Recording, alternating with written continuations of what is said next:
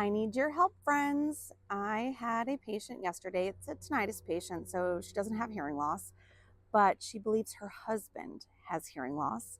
And she's tried talking to him about it. She wants him to come in for a hearing test, but of course, he's kind of pushing back. And I'm just curious what others have done.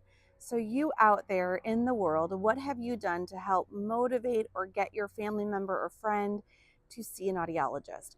Usually, what I tell people is, be patient, be compassionate, be empathetic. This is difficult for them. They don't want to admit that they are having difficulties.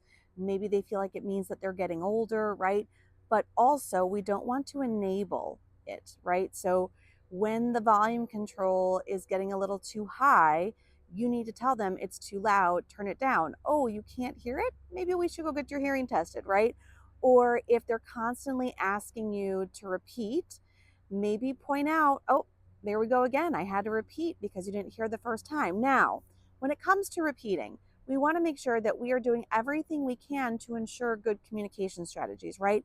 So we want to make sure that we're looking at the person, we have their attention before speaking to them. If you're in another room and they're watching TV and you're trying to talk to them and they don't hear you, well, I mean, you can have normal hearing and not hear in that situation, right? So, my typical recommendations are, again, be compassionate and empathetic, but also don't enable them. And I'm just curious what other people do. How do you motivate your loved ones to come into an audiologist? Please write it in the comments. Thanks, friends. Bye bye.